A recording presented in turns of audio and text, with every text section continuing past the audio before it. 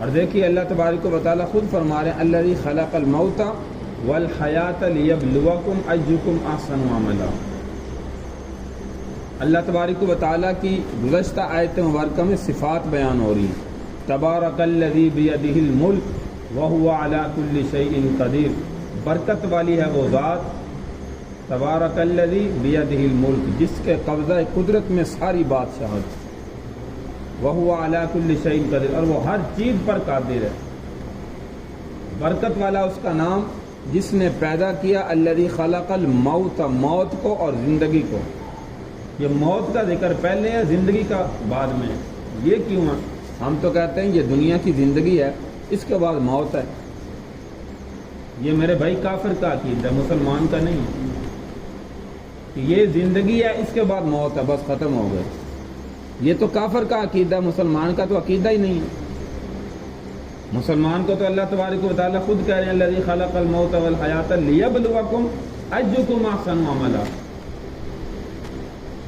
تاکہ میں تمہیں دیکھوں دنیا میں کون اچھے عمل کرتا ہے۔ یہ زندگی اللہ نے اس لیے عطا کی ہے، یہ اصل زندگی ہماری نہیں ہے۔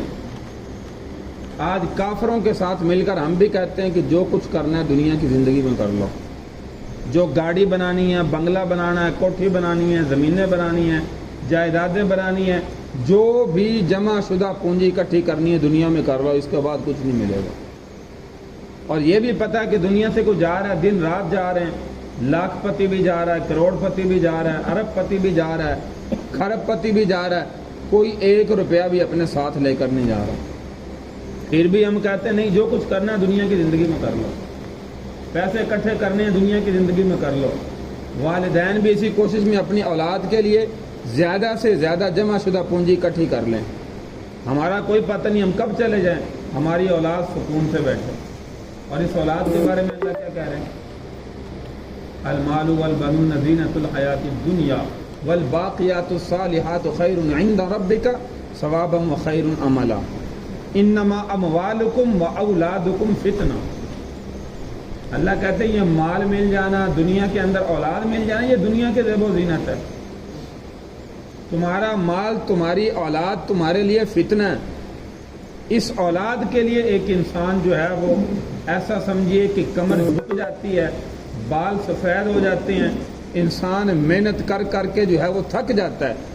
اور بسا اوقات ہم نے دیکھا کہ آخر میں بڑھاپے میں وہی اولاد اپنے والدین کو نعوذ باللہ دھکے دیتے نظر آتے، پوچھنا تک گوارا نہیں کرتی۔ تو اسی لیے اللہ تبارک و تعالیٰ کلام مجید میں کہتے ہیں اس فتنے کے لیے تم سارا کچھ کر رہے ہو۔ حضور علیہ الصلوۃ والسلام کی تعلیمات کیا ہیں؟ اللہ کے نبی نے دیکھیے صبح کو کوئی چیز آئی، شام تک آپ کے گھر میں نظر نہیں آتی تھی، وہ سارے کا سارا اللہ کے راستے میں صدقہ ہو جاتا تھا۔ اور ایسے واقعات بھی ہیں کہ اللہ کے محبوب صلی اللہ علیہ وسلم جو ہے رات کو کچھ آیا، وہ خرچ نہ کیا، ساری رات آپ کو نیند نہیں آئی، کبھی اس طرف کبھی اس طرف کبھی اس طرف سوتے تو ویسے بھی دل تو جاگتا ہے اللہ کے نبی کا۔ تو حضرت عائشہ صدیقہ رضی اللہ تعالیٰ نے پوچھا یا رسول اللہ آپ بڑے بے چین نظر آ رہے ہیں۔ تو حضور علیہ السلام نے کیا فرمایا؟ عائشہ یہ رات کے وقت جو ہے یہ کچھ صدقہ میرے پاس آیا تھا، میرے تکیے کے نیچے رکھا ہے، ابھی تک میں نے خرچ نہیں کیا، رات کا وقت تھا، کہیں مجھے موت نہ آ جائے، اس بے چینی اس کی مجھے سونے نہیں دے رہی۔ صبح اٹھتے ہی فوراً وہ خرچ کیے۔ اور ہمارا بینک بیلنس کتنا ہوتا ہے یہ آپ جانتے ہیں، ہر بندہ جانتا ہے، میں بھی آپ بھی سارے بینک بیلنس جمع کرنے کی کوشش میں لگے ہوئے ہیں۔ یہ نہیں کہ میری خواہش ہے، ہر بندے کی خواہشات، ہر بندہ۔ یہی مسئلہ ہے کہ صحابہ کا یقین دنیا میں آخرت کی زندگی پر جم گیا تھا۔ وہ سمجھتے تھے کہ یہ ہمیشہ کی زندگی نہیں ہے، یہ ختم ہونے والی زندگی ہے۔ آج ہمارا یہ دماغ، ہماری عقل، ہمارا یقین دنیا کی زندگی پر جمع ہوا کہ نہیں جو کچھ کرنا ہے ادھر ہی کرنا ہے، جو کچھ محنت کمائی کرنی ہے ادھر ہی کرنی ہے، جب مریں گے تو پھر دیکھا جائے گا جو ہوگا۔ یہ ہمارا آخرت کی زندگی پر یقین دنیا میں نہیں بن رہا، اسی لیے یہ نماز میں کوتاہی، نیک اعمال میں کوتاہی، گناہوں کی طرف رغبت، زبان جو ہے وہ قابو میں نہیں، غیبت جو ہے وہ دوسروں کی دن رات ہم کرتے ہیں، بہتان دوسروں پر دن رات لگاتے ہیں، جھوٹ اسی زبان سے دن رات بولتے ہیں، یہ سارے میرے بھائی منافقین والے اعمال ہمارے اندر کیوں پائے جا رہے ہیں؟ کیونکہ دنیا میں ہمارا دل لگ چکا ہے. ہم بھی سمجھ رہے ہیں کافروں کی طرح شاید یہ دنیا ہی اصل زندگی ہے. یہ تو میرے بھائی کافر کا عقیدہ ہے. ایک کافر اپنے جو ہے وہ ایک بھائی کی راکھ لے کر اللہ کے نبی کی خدمت میں آیا, ہوا میں اچھال دی اور کہنے لگا تم کہتے ہو کہ آخرت میں اللہ دوبارہ زندہ کرے گا, یہ دیکھو ہمارا مردہ ختم ہو گیا, اس کی راکھ بھی ختم ہو گئی, تمہارا اللہ اس کو کیسے زندہ کرے گا؟ اور کافر کا عقیدہ ہے ہم اپنے مردے کی راکھ بھی پانی میں بہا دیتے ہیں, کوئی ہوا کے حوالے کر دیتے ہیں, اس کا نام و نشان ہی ختم ہو گیا, بس ختم ہوگی زندگی. تو اللہ تبارک و تعالی نے سورہ یاسین کی آخری آیت مبارکہ نازل فرمائی, قُلْ يُحْيِيهَا الَّذِي أَنشَأَهَا أَوَّلَ مَرَّةٍ وَهُوَ بِكُلِّ خَلْقٍ عَلِيمٌ. فرمایا اس سے سوال کرو, یہ جس کی تم راکھ ہوا میں اچھال رہے ہو, اس کو پہلی مرتبہ جو دنیا میں آیا ہے, اس نے قدم رکھا ہے, زندگی گزاری, ختم ہو گیا, پہلی مرتبہ اس کو کس نے پیدا کیا؟ تو جو پہلی مرتبہ پیدا کرنے پر قادر ہے وہ دوبارہ بھی پیدا کرنے پر قادر ہے. یہ نہ سمجھو کہ پہلی مرتبہ جو ہے وہ پیدا ایسے ہی ہو گیا, دوبارہ اس کو کوئی پیدا نہیں کر سکتا. تو اللہ تبارک و تعالیٰ میرے بھائی آخرت میں روح کو اکٹھا کریں گے, چاہے وہ انسان دنیا میں جیسے بھی فوت ہوا, چاہے اس کی راکھ ختم ہوگی, ہڈیاں گل گئی, سارا کچھ ہو گیا, اللہ کے دربار میں وہ بے نفسی ہی پورا جسم کے ساتھ روح کے ساتھ دوبارہ اللہ کے دربار میں کھڑا ہو جائے, وہ چاہے کافر ہے, چاہے مسلمان ہے, چاہے جو بھی ہے. تو میرے بھائی یہ چند باتیں جو ہے اللہ تبارک و تعالی ہمیں عمل کی توفیق عطا فرمائے. میں نے شروع میں کہا عمل سے بنتی ہے زندگی, جنت بھی جہنم بھی. سننے کو دن رات ہم لاکھوں باتیں سنتے رہیں, جب ہماری طبیعت پر اثر ہی نہ ہو تو اس کا میرے بھائی سننے کا کوئی فائدہ نہیں ہے. بات ہے عمل کی, اخلاص کی. الذی خلق الموت والحیات لیبلوکم, تاکہ اللہ تمہیں دنیا میں آزمائے تم کیسے عمل کرتے ہو. یہ اللہ کہہ رہے ہیں نا. تو اللہ نے پیدا کس نے ہمیں کیا؟ اللہ نے پیدا کیا. تو ہمارے عمل کون دیکھتا ہے؟ اللہ ہی دیکھتا ہے. تو انسان کا اخلاص, انسان کی نیت خراب, یہ سارے کا سارا معاملہ اللہ جانتا ہے میرے لوگ. ہم دوسروں کو دکھانے کے لیے تو کچھ عمل کر سکتے ہیں, لیکن اللہ ہمارے دلوں کے راز کو جانتا ہے. اس بندے کی نیت اس نیکی میں کیسی ہے, اس بندے کا عمل اس عمل کرنے میں کیسا ہے. تو جب اللہ کو جان دینی, اللہ نے پیدا کیا, اللہ کے بندے ہیں, اللہ کے پاس ہی جانا ہے, اللہ نے دوبارہ کھڑا کرنا ہے, اللہ نے جنت جہنم کا فیصلہ کرنا ہے, تو پھر میرے بھائی اللہ کے لیے ہر عمل دنیا میں کرنے والے بنے. جب نماز بھی اللہ کے لیے پڑھیں گے نا, یقین جانیے کہ پھر نماز کے اندر ہمارا مسلمانوں کا دل لگ جائے گا, خشوع خضوع پیدا ہو جائے گا. صحابہ کو یقین دنیا میں نے کہا بن گیا تھا, اسی لیے وہ ہر عمل یبتغون فضلا من اللہ ورضوانا, اللہ کا قرآن گواہی دے رہا ہے. میدان جہاد میں جا رہے ہیں اور اسی طرح آپس میں جو ان کی محبت ہے, اسی طرح نماز پڑھتے ہیں, روزہ رکھتے ہیں, حج کرتے ہیں, زکوٰۃ دیتے ہیں, غیروں کے ساتھ جو معاملات کرتے ہیں, پڑوسیوں کے ساتھ اس میں سلوک سے پیش آتے ہیں, اپنی زبان کو قابو میں رکھتے ہیں, کسی کی غیبت نہیں کرتے, کسی پر بہتان نہیں لگاتے, زنا کے قریب نہیں جاتے, چوری کے قریب نہیں جاتے, ڈکیتی کے قریب نہیں جاتے, اور سود کے قریب نہیں جاتے, جوئے کے قریب نہیں جاتے. یہ سارے دنیاوی گناہوں سے اپنے آپ کو بچاتے ہیں. کیوں؟ کیونکہ ہمارا اللہ ہمیں دیکھ رہا ہے. ہمارا اللہ جب دیکھ رہا ہے, پیدا ہی اللہ نے کیا, اللہ ہی ہمیں دنیا میں آزما رہا ہے.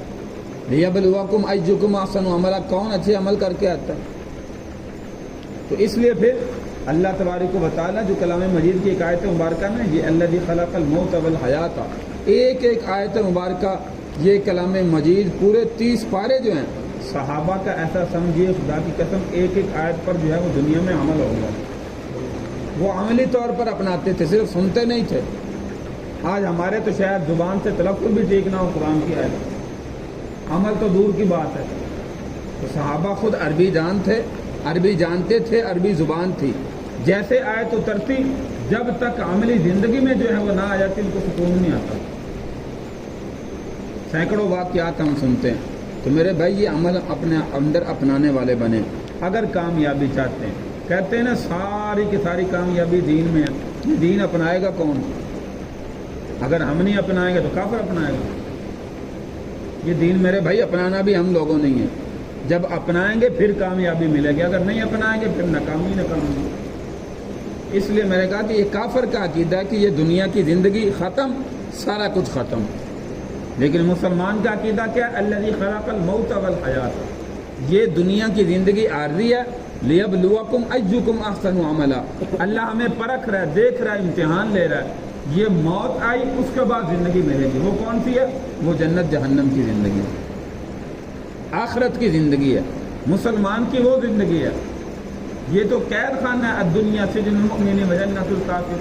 کافر کے لیے جنت ہے، کیونکہ کافر کا عقیدہ یہ ہے کہ میں نے دنیا کی زندگی اچھی بنانی ہے اپنی. اس لیے وہ دنیا میں ساری جو ہے وہ اپنی عقل کے مطابق زندگی گزار رہا ہے، دین سے بیدار ہے، دین سے غافل ہے.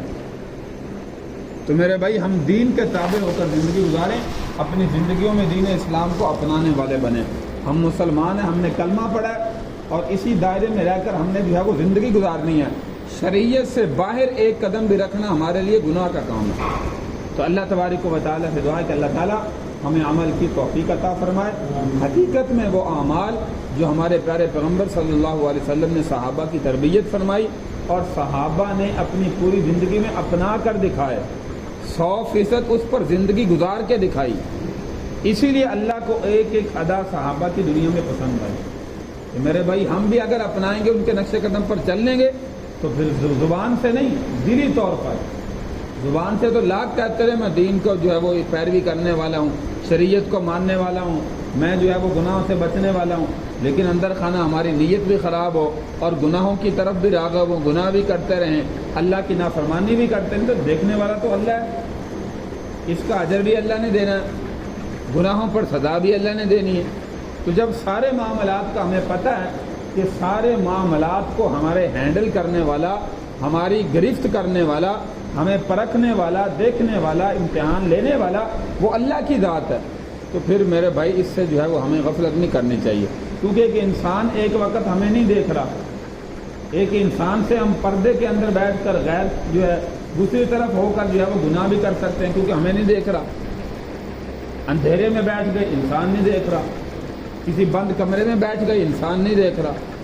لیکن اللہ کی ذات میرے بھائی غار میں بھی دیکھنے والی ہے، اندھیرے میں بھی دیکھنے والی ہے، کمرے میں بھی دیکھنے والی ہے. ہر جگہ پر دنیا میں جہاں کہیں بھی چلے جائیں، ہر جگہ پر اللہ کی ذات ہمیں جو ہے وہ دیکھنے والی ہے.